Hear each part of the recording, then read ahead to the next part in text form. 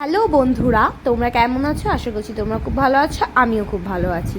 তো আমার থাম্বনেল দেখে আর টাইটেল দেখে বুঝেই গেছো আমি কোথায় গেছি, কোথায় এসেছি। আর যারা যারা আমার আগের ব্লগ দেখেছো তারা তো জেনেই গেছো। আমি এসেছিলাম মাতা বৈষ্ণব দেবীতে পুজো দিতে, মায়ের দর্শন করতে। শুনেছি নাকি এখানে আসলে তোমার মনের যত ইচ্ছে মনস্কামনা পূর্ণ হয়, তো সেই জন্যেই আমি এসেছিলাম মায়ের দর্শন করতে। মা না ডাকলে হয়তো সত্যি আসতে পারতাম না, মা ডেকেছে বলেই আমি এসেছি এবং মায়ের দর্শন আমি করব। তো চলো কতটা কি করতে পারি মায়ের দর্শন, কতটা কষ্ট করে গিয়ে মাকে দর্শন করতে পারি, সবটাই তোমাদের সাথে শেয়ার করবো এই ভিডিওর মাধ্যমে। তো তোমরা লাস্ট অবধি ভিডিওটা কিন্তু দেখো। তো দেখো, প্রথমেই ওখান থেকে কাটরা থেকে অটো ধরে চলে এসেছি মায়ের ওখানে, যেটাকে বলে মায়ের মেন গেট। ওটার নামটা হচ্ছে, আমি ঠিক এখন এই মুহূর্তে মনে করতে পারছি না, বানগঙ্গা ঠিক বলে।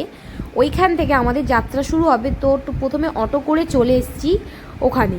তো ওখান থেকে আমাদের চেকিং হয়, লেডিস আর জেন্টস পুরো আলাদা থাকে। তো সেইভাবেই চেক করে আমাদেরকে। আর যেহেতু জানো তো ওখানে একটা কী হয়েছে নতুন, যেটা আমার খুব ভালো লেগেছে, সেটা সব জায়গাতেই তো, বাট এখানে আমার বেশি ভালো লেগেছে। যেহেতু মায়ের ভবন দর্শন করতে যাচ্ছি, মা তো একজন নারী, সেহেতু ওখানে মেয়েদেরকেই সবসময় সব কিছুতে আগে রাখা হয়। ওখানে দর্শন করতে গেলেও মেয়েদেরকেই আগে রেখেই কিন্তু দর্শনটা হয়। চেকিংয়েও মেয়েদেরকেই আগে চেকিংটা করা হয়। তো যাই হোক, তো এবারে দেখো চেকিং করে বেরিয়ে এসেছি, এখানে এসে দাঁড়িয়ে রয়েছি তোমাদের দাদাভাইয়ের জন্যে।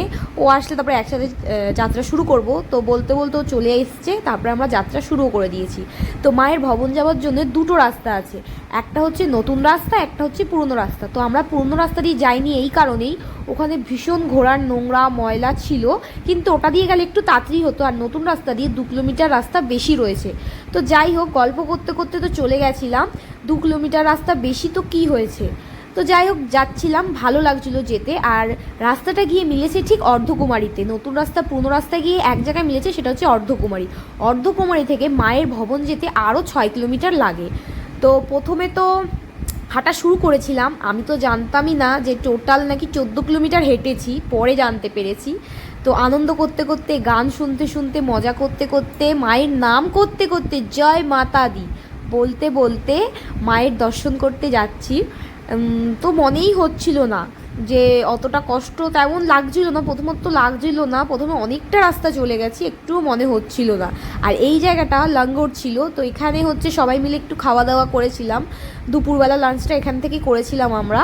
তো খুব ভালো ছিল, এটা তারাকোট মার্কের রাস্তায়, খুবই ভালো ছিল এবং খাবারগুলো মানে দারুণ ছিল। এখানে হচ্ছে নিজেকেই নিজেরটা করতে হয়, খাবারটাও নিজেকে নিতে হয় এবং ধুয়েও নিজেদের রেখে তারপরে আসতে হয়। তো যাই হোক, ওখান থেকে খেদে বেরিয়ে এসেছি। বেরিয়ে এসে মায়ের নাম করতে করতে যাচ্ছি, জোরসে বলো জয় মাতা দি, সারে বলো জয় মাতা দি বলতে বলতে হাসতে হাসতে যাচ্ছিলাম। দেখেছো তো, আমি বলছিলাম। তো খুব ভাল লাগছিলো। তো এই যে রাস্তাটা কিন্তু খুব সুন্দর। এই রাস্তাটা যতটাই ফাঁকা দেখছো, পুরনো রাস্তা ততটাই ভিড় ছিল। আর যেহেতু চৈত্র মাস ছিল, তো রাস্তাঘাট খুবই ভিড় ছিল, ঘোড়া মানুষজনে প্রচুর ভিড় ছিল রাস্তাঘাট। তো সেই কারণে নতুন রাস্তা দিয়ে আমরা মায়ের দর্শন করতে গেছি।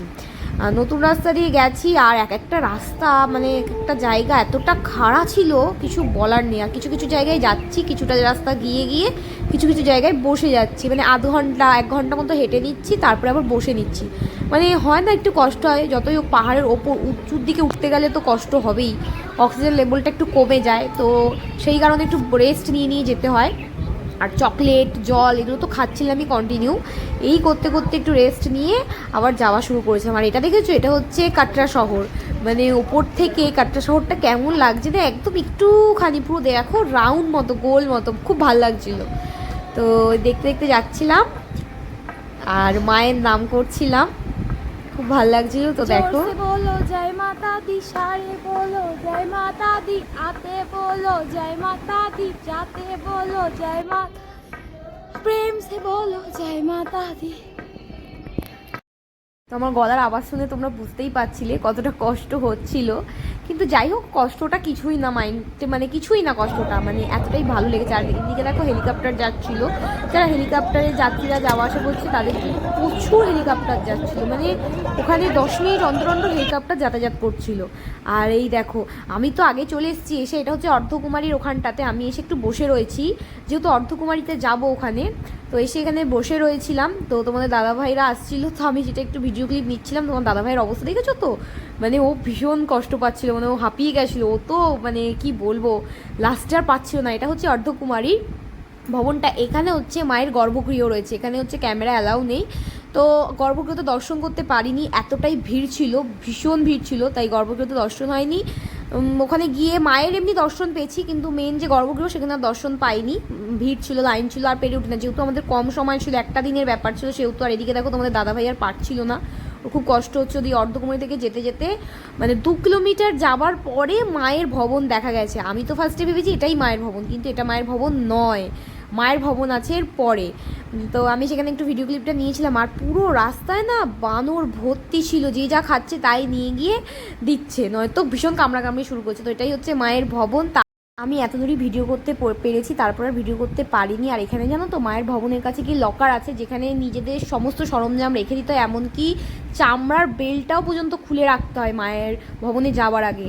তো এই লকারে সব কিছু রেখে যেতে হয়। তো আমি এত দূরই ভিডিওটা করতে পেরেছি, তারপর আর ভিডিও করতে পারিনি, যেহেতু ভীষণ কষ্ট হচ্ছিল। তো ভিডিওটা এই পর্যন্তই, সবাই মিলে জোরসে বলো জয় মা, জয় মা।